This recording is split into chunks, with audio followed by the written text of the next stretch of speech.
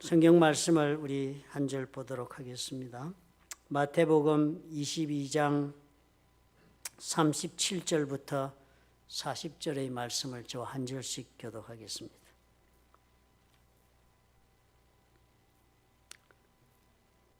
예수께서 이르시되 내 마음을 다하고 목숨을 다하고 뜻을 다하여 주 너희 하나님을 사랑하라 하셨으니 이것이 크고 첫째 되는 계명이요 둘째도 그와 같으니 내 이웃을 내 자신같이 사랑하라 하셨으니 이 두 계명이 온 율법과 선지자의 강령이니라.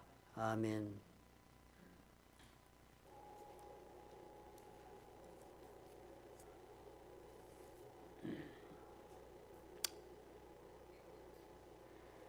예수께서 우리에게 주신 말씀은 여러 종류가 있다. 우리 그렇게 살펴보았죠. 무엇보다도 예수께서 일반적인 가르침을 주신 말씀이 많이 있습니다. 대화를 통해서 아니면 비유를 통해서 가르치신 말씀, 교훈적인 말씀이 많이 있습니다. 그 외에 또 중요한 예수님 말씀 중에 한 부분은 우리는 경고의 말씀이 있습니다. 이 경고의 말씀은 그 말씀대로 말씀을 따라 실행하지 아니하고 무시하면 심판에 이른다는 그런 대단히 두려운 경고의 말씀이 있기도 합니다. 그리고 또 한 다른 큰 부류를 이루고 있는 예수님의 말씀은 명령의 말씀들이 있습니다. 이 명령의 말씀은 우리가 하나님의 나라에 들어가기 위해서 준수해야 할 사항들을 예수께서 명령하고 계신 말씀입니다. 그러니까 대단히 중요합니다. 아무리 예수를 믿어도 하나님의 나라에 들어갈 수가 없다면 도루묵이죠. 공연부를 한 것이나 똑같은 입장이 되기 때문에 대단히 중요합니다. 명령을 준수한다는 것이 그러므로 어떤 다른 예수 그리스도의 말씀보다도 우선적으로 우리가 시급하게 그렇게 삶 속에 적용해야 할 그런 종류의 말씀이 명령의 말씀입니다. 그래서 우리가 제일 첫 번에 살펴본 명령의 말씀이 제1호 명령은 회개하라였습니다. 회개한다는 것은 단순한 죄의 고백이나 돌이키는 것뿐만 아니라 하나님을 향하여 자신의 삶의 모든 방향을 정정하는 것이라 그랬습니다. 내가 지금까지 생각하던 사고방식도 버리고 내가 믿고 있던 것도 내려놓고 내가 살아오던 삶의 방식도 다 내려놓고 새롭게 하나님을 향하여 그렇게 삶을 살아나가는 것이 회개하라고 명령하신 그 명령에 복종한 사람의 모습이다 그랬습니다. 두 번째 예수께서 주신 명령은 그런 회개하여 하나님 앞으로 나아가는 사람이라 할지라도 자기 자신을 어린아이와 같이 낮추고 나아가야 한다 그랬습니다. 하나님 앞에 우리가 나가는 마음이 스스로를 겸손한 위치에 두고 자기를 부인하는 그런 모습으로 하나님 앞에 나가지 않으면 하나님이 은혜를 입을 수 없다. 그래서 두 번째 중요한 명령이 겸손함이었습니다. 내 자신을 낮추는 것이었습니다. 그리고 오늘 우리가 살펴보는 3호 명령, 이것은 하나님을 사랑하라 하는 명령이 있습니다. 사실 유대인들이 이렇게 하나님의 명령의 말씀, 율법을 많이 받으셨잖아요. 율법을 모세로부터 받았을 때 유대인들은 이 율법이 저들이 하나님과의 관계 속에서 반드시 준수해야 하는 신앙적 의무로 그렇게 받아들였습니다. 그렇게 신앙의 의무를 생각하고 받아들였으니까 이 하나님이 주신 말씀이 얼마나 힘들었겠습니까? 의무를 준수한다는 것은 억지로 자기 자신을 쳐서 복종을 시켜야만 가능한 일들이니까요. 그래서 유대인들은 이 하나님의 그 귀한 말씀을 다 받았지만요. 어릴 때부터 자녀들을 훈련을 합니다. 12살 때까지 이 율법을 어떻게든 삶 속에 그대로 잊지 않고 적용하는 자녀를 만들기 위해서 공부를 시키고 율법을 그냥 훈련을 시킵니다. 그래서 12살이 되면은 바미스바라는 잔치를 열어줍니다. 이제부터 너는 율법의 아들이 되었다. 그래서 앞으로 평생 이 하나님의 말씀을 어깨에 쥐고 너의 멍에 삼고 그렇게 살아라. 그래서 이 사람들은요, 하나님의 모든 말씀이 율법의 멍에다 그렇게 생각하고 살았습니다. 그러니까 예수님이 그 사는 모습을 보고 긍휼히 여기신 거예요. 수고하고 무거운 짐진 자들아 다 내게로 오라 할 때는 그 유대인들이 무슨 짐을 졌다고요? 율법의 멍에를 메고 있다고 예수님이 설명해 주는 것입니다. 그러니까 이제 내가 너에게 힘을 줄 텐데 그 멍에를 벗기고 나의 가벼운 멍에를 메도록 해라. 그렇게 예수께서 멍에 얘기를 하시는 이유도 거기에 있었습니다. 그러니까 얼마나 엄청난 노력 가운데 이 율법을 지키고 살았겠습니까? 율법이 600개가 훨씬 넘어가는 율법이었으니까요. 어느 것 하나 경중을 따질 수가 없는 율법이니까 그 바리새인들과 사두개인들이 어느 날 예수님을 시험에 빠뜨리기 위해서 한 질문이 이 많은 율법 어느 것 하나 우리가 버릴 수 없는 율법인데 어느 것이 가장 큰 계명이 됩니까? 라고 그렇게 예수님을 시험하고자 물어봤을 때 주님이 저들에게 준 답변을 오늘 우리가 읽은 것입니다. 주님께서 율법 가운데 가장 무엇이 중요하다고 말을 잘못하면 어떻게 해요? 신성모독의 죄를 저지를 수 있는 그런 위험한 질문을 이 사람들이 던졌는데 그 질문에 대해서 예수님께서 그렇게 답을 하신 것입니다. 첫째가 하나님 사랑이고 또 나아가서 둘째는 그 하나님 사랑을 근거로 하여 내 이웃을 사랑하는 것, 그것이 가장 큰 두 계명이다 그랬습니다. 그리고서는 설명까지 붙여주었습니다. 해석을 하시기를 이 두 계명, 하나님 사랑과 이웃 사랑하는 이 두 계명이 온 율법과 선지자의 강령이 된다 그랬습니다. 온 율법과 선지자의 강령이라 한 말을 우리가 영어를 봐야만 이해가 되겠습니다. 저는 강령이란 한국말을 잘 의미가 이해가 되지 않더라고요. 그런데 영어로 보니까 온 율법과 선지자 하는 단어는요, 그 율법과 선지자라는 단어는 관용구입니다. 예수님 시절에는 성경이 그렇게 신약성경, 구약성경 나누어지지 않았습니다.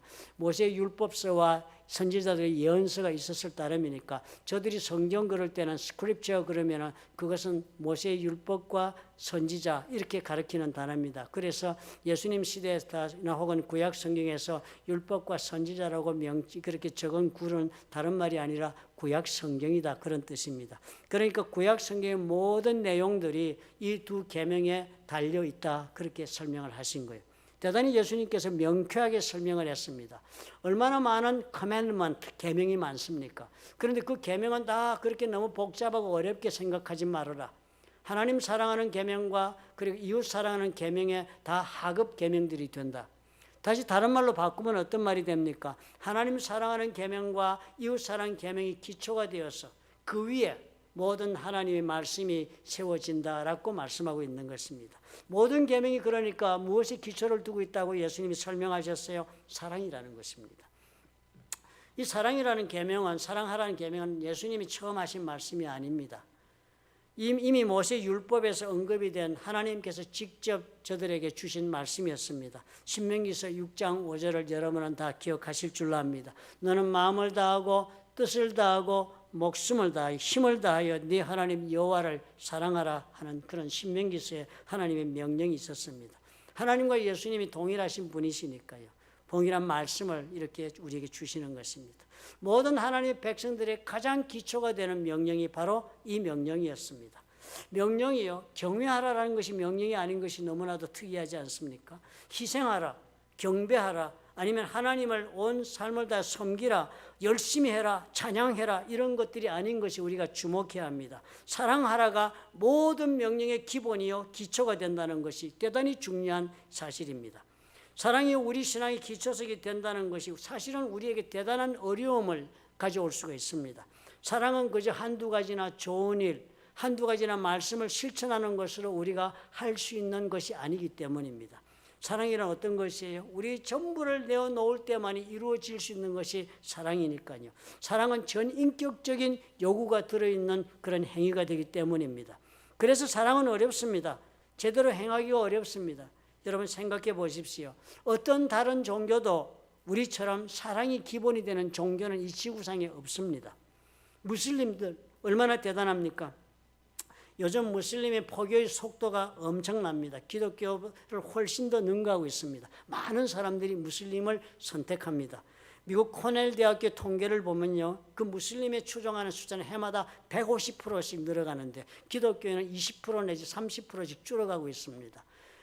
그 통계가 말하기는 몇 년이 지나지 않아서 유럽에서 기독교인들은 소수가 될 것이다, 그렇게 말을 하고 있습니다. 사실이 그렇지 않아요. 한국에서도 지금 기독교인이 줄고 있다고 합니다. 사실 이 기독교인이 되는 것이요, 가만히 생각해 보면 무슬림이 되는 것보다도 훨씬 어렵기 때문에 그렇기도 한 이유가 됩니다. 무슬림 보십시오. 무슬림은 기도하는 시간 하루에 5번만 열심히 지키면 우수한 성도가 됩니다. 또 그들이 금식하는 거 보십시오. 그들은 일정한 기간 동안에 그 금식 기간 동안에 금식을 하는데 금식하는 방법이 독특하게 정해져 있습니다. 아침에 해 뜰 때부터 금식을 시작합니다. 그리고는 해가 지면 그 다음부터는 마음껏 먹는 것이 저들의 금식의 방법이고, 그들이 가르치는 말씀에는 그 해가 지고 나면 개걸스럽게 먹는 것이 금식을 잘한 것이라고 가르칩니다. 그런데 우리의 금식은 어때요? 우리는 그렇게 하는 것은 금식이라고 말하지 않습니다. 이사야서 58장 4절에 보면 우리 하나님께서 분명히 금식은 어떻게 하는지 선을 긋습니다. 보라 너희가 금식하면서 논쟁하며 다투며 악한 주먹으로 치는도다. 금식하면서 이런 나쁜 마음 가지고 있으면 금식이 아니다. 너희가 오늘 금식하는 것은 너희 목소리를 상달하게 하려는 것이 아니다. 하나님 앞에 내 무슨 소원을 아뢰고 뜻을 그렇게 알리려고 금식하는 거 아니다. 내가 기뻐하는 금식은 흉악의 결박을 풀어주며 멍에의 줄을 끌어주며 압제당하는 자를 자유하게 하며 모든 멍에를 꺾는 것이 아니 천연 다른 하나님의 영적인 역사를 위해서 금식을 하는 것이니까 저들이 하는 금식과는 질적으로 차원이 다른 것입니다. 순례 기간 동안에 그냥 가면 됩니다. 그 성지라고 말하는 곳에 가서 말하는 규정에 따라서 며칠 동안 있으면서 그렇게 돌기만 하면 됩니다. 종교적인 제의 몇 가지만 예배 몇 가지만 섬기면 성공적인 무슬림이 될 수 있습니다. 가장 극적으로 저들이 말하는 천국의 나라 천상에 들어가려면 저들은 목숨을 던지면 되는데요. 목숨을 던지는 극적인 그런 희생을 선택하면 엄청난 상급이 있다고 말하는 그 상급이 뭔가 내용을 들여보았더니요. 실제로 저들이 믿고 기도하는 기도문에도 나오고요. 9/11 때 그 비행기 타고 가는 그 사람 그 테러리스트가 빌딩에 부딪히면서 그때 자기가 막 외웠던 무슬림의 최고의 기도가 녹음된 것이 블랙박스에서 나오지 않았습니까? 그 내용을 보니까 딴 것 아니었습니다. 이제 이렇게 목숨을 바치면 내가 천국에 올라가면 코란에 약속한 대로 알라 신이 그 베푸는 그런 상급이 있는데 그것이 뭔가 하면 7처녀를 준답니다. 그리고는 최상급의 포도주를 끝없이 공급하는 그런 삶을 누리는 그런 천상에 간다. 그래서 지금 어떻게? 목숨을 던지는 거예요. 그런 거라면 우리는 목숨 안 던져도 이 땅에서 얼마든지 할 수 있는 것인데 참 놀랍죠, 무슬림이요. 그러니까 무슬림은 쉽습니다. 극단적 선택만 해도 최상의 성도가 되니까 얼마나 쉽습니까? 그런데 우리는 극단적 선택을 하는 거 비웃습니다. 하나님 앞에 우리가 극단적 선택을 해서 내 몸을 불사르게 내어줄지라도 사랑이 없으면 내게 아무 유익이 없다. 그게 무슨 쓸모가 있느냐라는 것이 우리의 말씀입니다. 극단적 선택으로 되는 것은 하나도 없어요. 오히려 우리에게는 그것은 금기사항이에요. 극단적 선택을 해서 하나님을 놀래게 하고 그리고 극단적 선택을 해서 그냥 아이들이 극단적 선택을 해 부모를 무릎 꿇게 하듯이 우리 하나님 앞에 그렇게 하는 행위는 용납되지 않습니다. 우리는 몰로고의 제사를 하나님 금지하세요. 자식을 불에 주는 그런 극단적 제사는 하나님 받지 않으시고 그런 행위를 사악한 행위라고 하나님은 금지하고 계십니다. 우리는 어떻게 해요? 우리 기독교는 달라요. 그런 몇 가지 행동을 선택하는 것으로 신앙인 되었다고 말하지 않습니다. 우리는 나의 전 존재를 다 하나님을 사랑할 때 하나님의 성도가 됩니다. 나의 삶 전체를 가지고 표현하는 사람이 되어 그리스도인이 되었다 그럽니다. 그러니 이게 어때요? 대단히 어렵습니다. 몇 가지 그냥 제의적인 행위, 제사 잘 지고 예배 잘 드리고 몇 가지 금식 몇 번 하고 그냥 몇 가지 전도하고 그리고 내 삶에 귀중한 거 좀 희생하고 뭐 예배 잘 드리고 하는 일로 그리스도인이 되는 것이 아니라 하십니다. 그래서 우리는 어떻게 해요? 기독교는 종교라고 부르지 않습니다. 이 모든 것이 다 우리의 삶으로 표현되어야 하는 것이니까 우리는 삶으로 표현하는 것이 우리의 기독교니까 우리는 삶 그 자체라 그렇게 말하지 종교라고 말하지 않습니다. 사랑하며 살아야 하고요. 사랑하기 때문에 예배가 있고 사랑하기 때문에 기도가 있고 사랑하기 때문에 선과 희생이 있어야 한다고 가르치고 있습니다.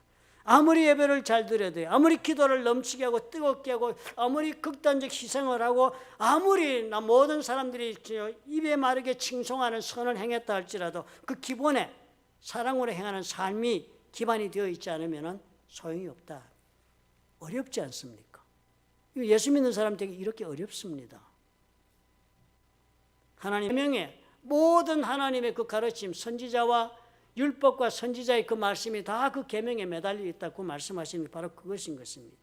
우리 삶의 순서가 질서 있게 내 삶이 진행되고 그리고 또 유지되려면 우리가 먼저 어떻게 해요? 하나님 사랑하는 삶을 시작하고 그것이 내 삶의 기본이 되어야 한다라고 그렇게 말씀하고 계십니다. 만약에 어떤 신이 분노의 신이라면 뭘 요구하겠습니까? 복종을 요구하지요.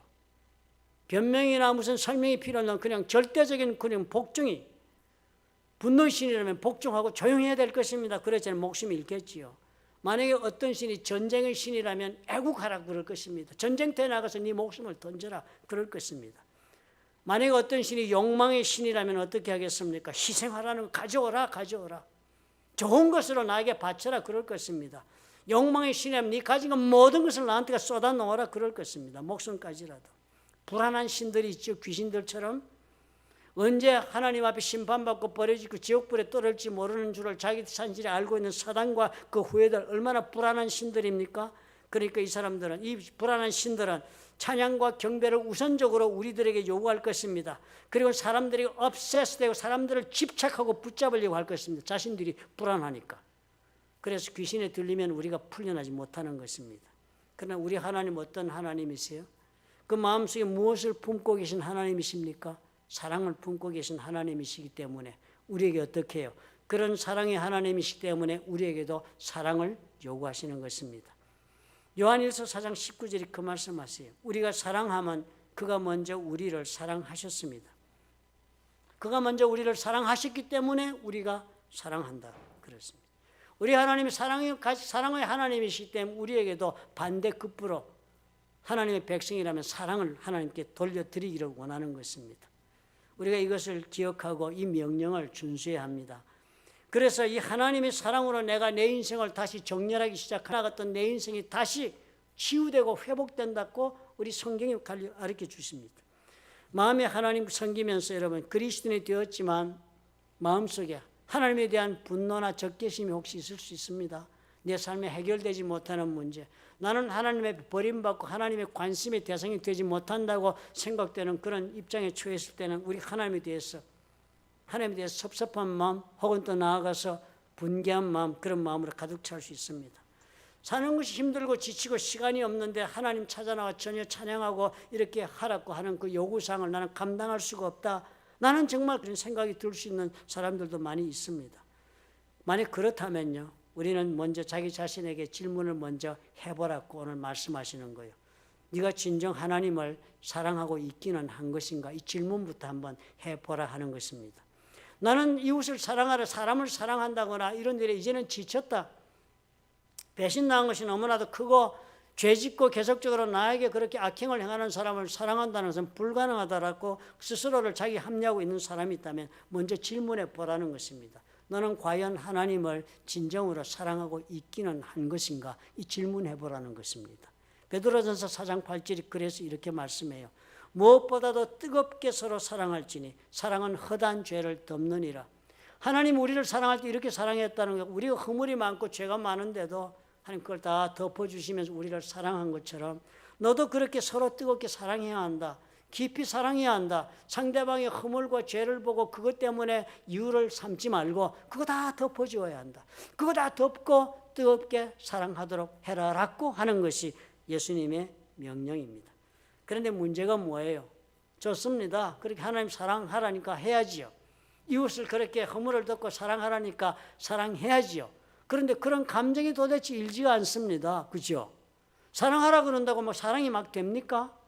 그 옛날에 어떤 부부가 서로 막 불화가 생겨가지고 헤어지고 남편이 막 집을 나가고 이랬습니다. 그랬더니 그 중재하느라고 한 분이 그 두 사람을 불러 앉혀놓고는 서로 손을 막 맞잡게 하고 사랑한다고 말하세요. 사랑한다고 말하세요. 막 그렇게 다구쳤습니다. 내가 옆에서 구경하면서 그런다고 사랑이 되면 얼마나 인생이 간단할까 이런 생각을 해 보았습니다. 사랑이 이렇게 마음대로 되지 않는 것입니다. 그런데 예수님이 명령한다고 하나님 사랑한다고 내 명령을 지키겠습니다 하고 그렇게 사랑이 되더냐 하는 것입니다. 우리가 이 문제에서 언제나 멈추고 말잖아요. 사랑해야 하는 줄 누가 몰라. 이웃 사랑해 줄 누가 몰라. 그런 사랑이 안 되는데요.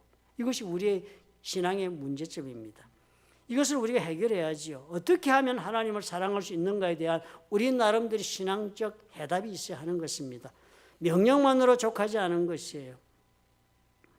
나의 마음과 뜻과 온 힘을 들어가야 사랑한다는 것인데요. 그렇게 내 마음이 돌아가야지요.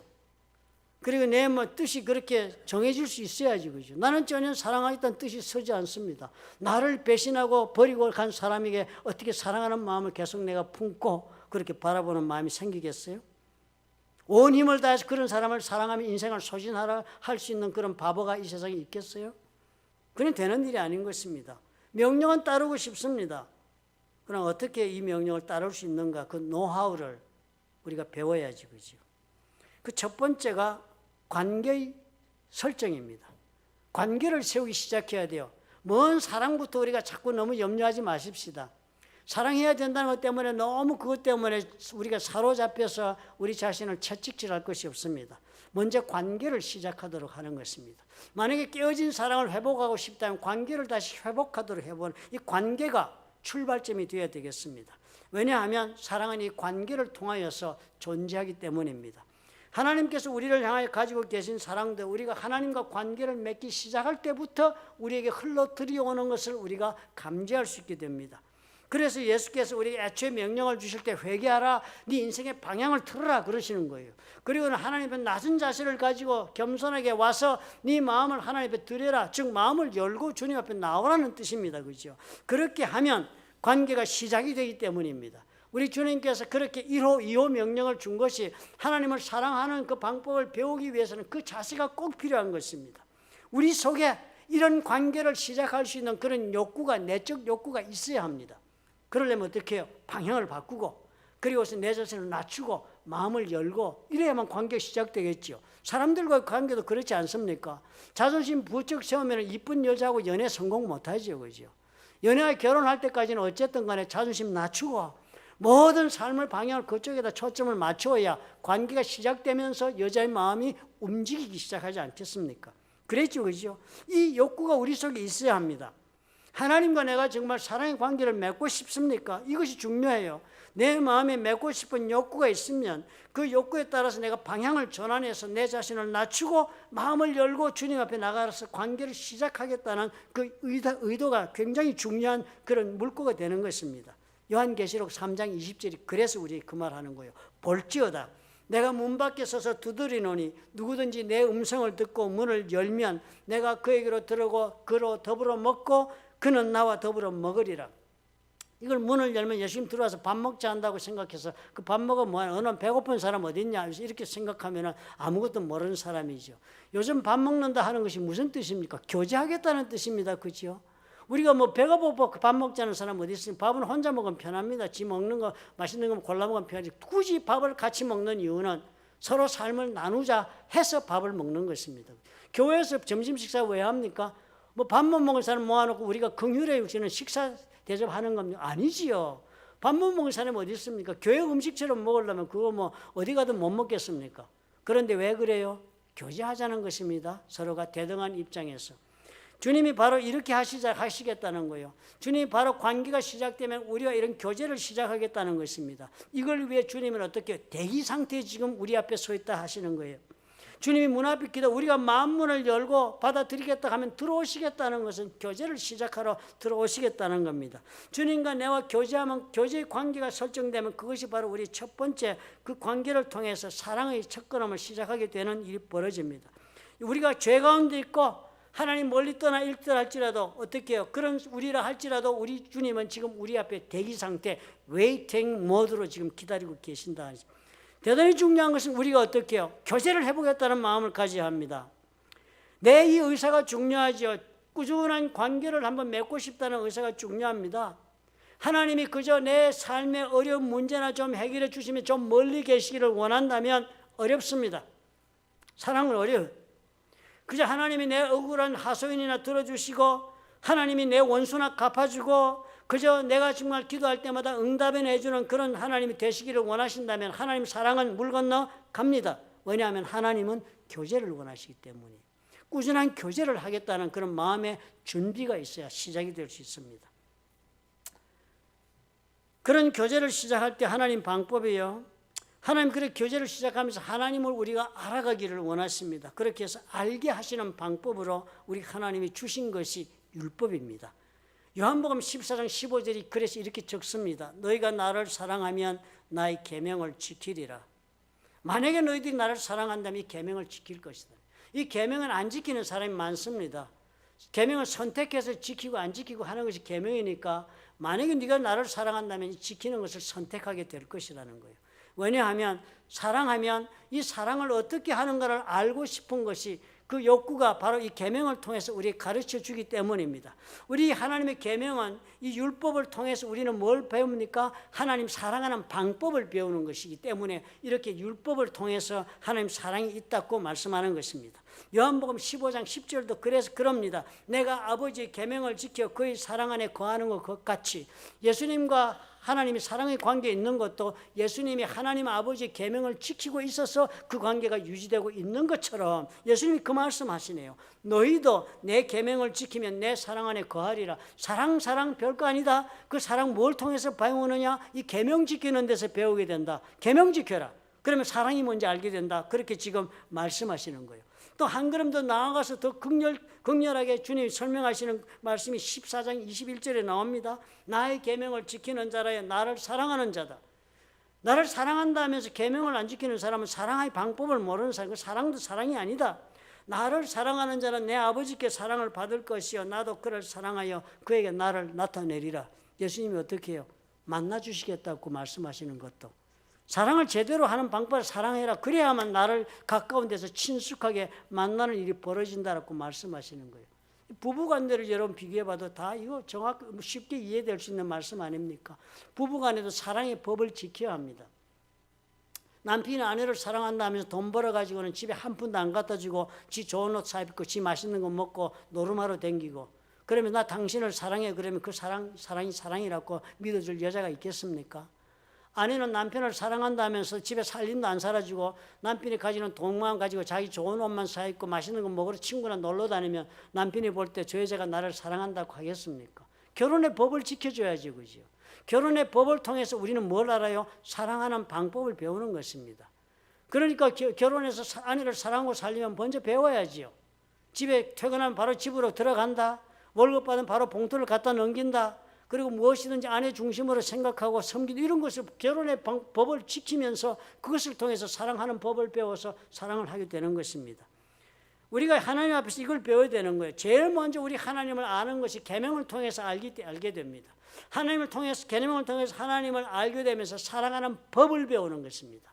그렇게 법을 배운 다음에 두 번째로 우리가 사랑을 체험할 수 있는 길이 있다고 가르쳐 주시는 것이 바로 하나님의 그 사랑의 계명을 실천적으로 내가 삶에 적용해 볼 때 사랑을 체험한다고 가르치십니다. 요한일서 3장 17절과 18절이에요.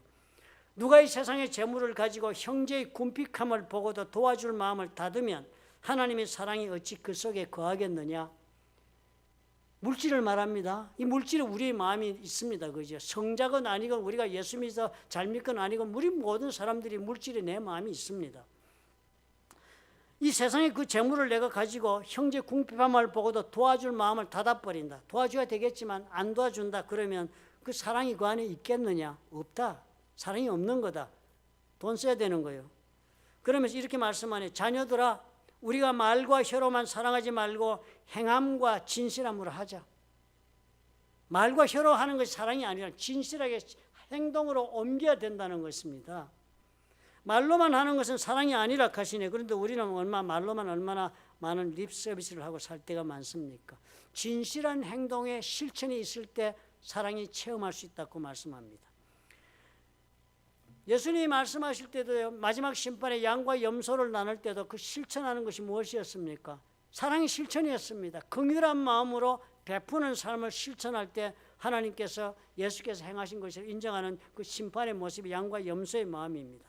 말과 혀로만 해서 될 것이 아니라는 거예요. 예수 믿는 것이. 긍휼의 마음을 품고 세상 사람들, 이웃들을 사랑하라 하시는 말씀이 바로 그런 것입니다. 아무리 계명을 다 지킨다 할지라도 긍휼의 실천이 없으면, 내 삶에 사랑을 실질적으로 내가 희생하면서 실천하는 것이 없으면 하나님의 사랑을 체험할 수 없다 하시는 것입니다. 마더 테레사예요, 여러분. 그 사람이 인도에서 자신의 온 삶을 드리고 정말 긍휼을 베풀며 온 하나님 사랑을 실천한 사람입니다. 그죠? 그런데 본인은요, 때때로 영혼의 암흑을 겪었다고 그렇게 고백하고 있습니다. 영혼의 밤, 이 암흑의 시간을 겪었죠. 그것은 하나님의 부재를 느끼고 하나님이 과연 내가 지금 이렇게 행하고 살아가는 삶에 같이 하는가를 도저히 느낄 수가 없고 하나님은 어느 곳에도 계시지 않다 하는 그런 느낌을 가지는 그런 공허하고도 외로운 시간들이 엄습하고 그래서 고통스러웠다고 그렇게 고백하고 있는 글을 책에서 나중에 사후에 그 글이 발표되었습니다. 그런데 마더 테레사는요, 그렇게 처했던 상황이 아주 그렇게 특별했습니다. 영혼의 밤을 지나면서도 이 사람은 하나님이 계시지 않는 것 때문에 갈등을 하면서 그 사람이 손에 놓지 않았던 것은 긍휼의 사역이었습니다. 꾸준히 그 일을 했습니다. 긍휼을 실천했습니다. 그리고 그 과정에서 자기가 어떻게 하나님의 사랑을 체험했는가를 이렇게 적었습니다. 내 마음속 어딘가에는 하나님이 이 어둠을 물러치기를 원하는 간절한 바람이 있었다. 얼마나 고독했겠습니까? 온 삶을 들여 영혼을 돌보고 있는데 하나님이 나와 함께 한다는 생각이 전혀 없으니까요. 그래서 나가서 일을 할 때 또는 사람들을 만날 때 다른 사람의 삶을 돌볼 때 내 안에 누군가가 나와 아주 가까이 있다는 것을 느꼈다. 사람들을 돌볼 때 그걸 느끼기 시작했다는 거예요. 그것이 무엇인지 나는 알지 못한다. 그러나 이런 일이 빈번해지더니 그렇게 누군가가 나와 함께 한다는 생각이 빈번해지더니 급기야 거의 매일 일어났고 그와 동시에 하나님을 향한 사랑이 내 안에서 점점 커지면서 생생해졌다. 무의식적으로 예수님과 이야기하는 내 자신을 발견했다. 이것이야말로 그분의 신비한 사랑의 징표였다. 실천하면 말과 혀로만 사랑하지 말고 내 재물을 가지고 내 소유물을 가지고 내가 가진 것을 가지고 사랑을 실천하면 하나님의 사랑을 체험하게 된다고 마더 테레사도 고백했습니다. 요한일서 4장 7절 8절에 이런 말씀이 있습니다. 사랑하는 자들아 우리가 서로 사랑하자. 사랑은 하나님께 속한 것이니 사랑하는 자마다 하나님으로부터 나서 하나님을 알고 사랑하지 아니하는 자는 하나님을 알지 못하나니 이는 하나님은 사랑이시니라. 우리 삶의 기본이요, 하나님 사랑하는 것이 내 삶 속에 세워졌을 때에 그래서 우리는 그 사랑을 근거로 해서 이웃을 사랑할 수 있고 또 그 사랑을 근거로 해서 내 자신도 사랑할 수 있고 그 사랑을 근거로 해서 이 세상을 우리가 경영해 나갈 수 있다고 주님이 우리에게 명령하십니다. 오늘 이 명령을 여러분 꼭 기억하십시다. 그리고 어떻게 해요? 계명을 통해서 사랑의 방법을 배웁시다. 그리고 반드시 어떻게 해요? 긍휼의 삶을 실천하십시다. 긍휼의 삶을 실천해서 내 속에 내가 참으로 이제까지는 느껴보지 못했던 하나님의 사랑을 강렬하게 체험하면서 그렇게 살아갈 수 있는 저와 여러분이 되기를 예수님의 이름으로 부탁드립니다. 기도하겠습니다. 좋으신 아버지 하나님 참으로 감사합니다. 우리 주의 가르침 아버지여 참으로 그 명령을 따라 오늘 우리가 마음을 새롭게 하고 아버지 앞에 정말 하나님 사랑하시는 것이 우리 삶의 모든 것이 기본이 되어야 함을 우리가 확인했습니다. 도와주시옵소서. 주의 계명을 아버지 앞에 주님이 예수 그리스도의 인도하심 가운데 우리가 실천하며 적용하며 살아가면서 하나님 사랑하는 방법을 배우게 도와주시고 긍휼을 베푸는 삶을 통하여 우리가 긍휼의 삶을 실천함으로 통하여 우리가 하나님의 사랑을 속에서 체험할 수 있는 우리가 되도록 도와주셔서 진실로 우리 하나님을 사랑할 줄 아는 사람이 되도록 하나님 인도하여 주시옵소서. 예수님 이름으로 감사하고 기도합나이다. 아멘.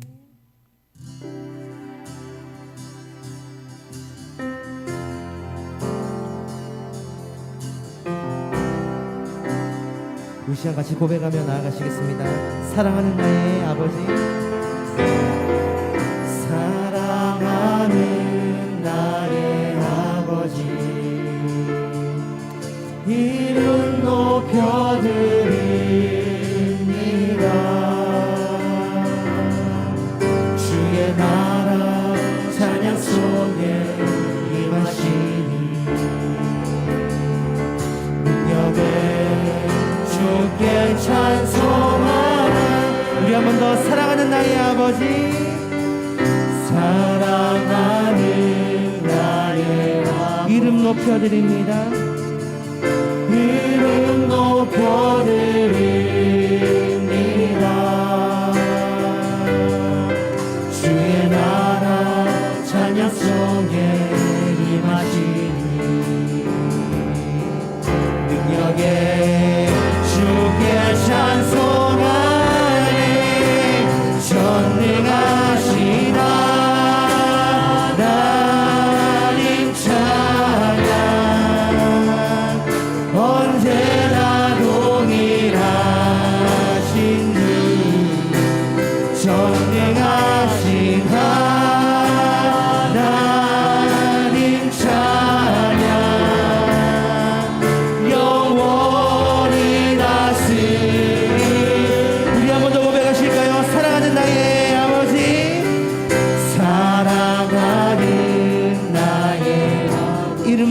높여드립니다. 이름 높여드립니다.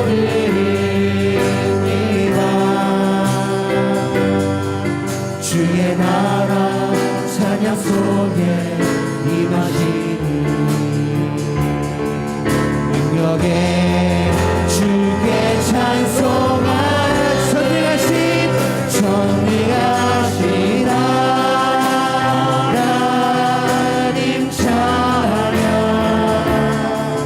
언제나 동일하신 주 전능하신 하나님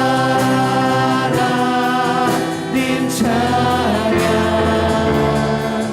영원히 다스리 전능하신 하나님 찬양 언제나 동일하신 주 전능하신 하나님 찬양 영원히 다스리네.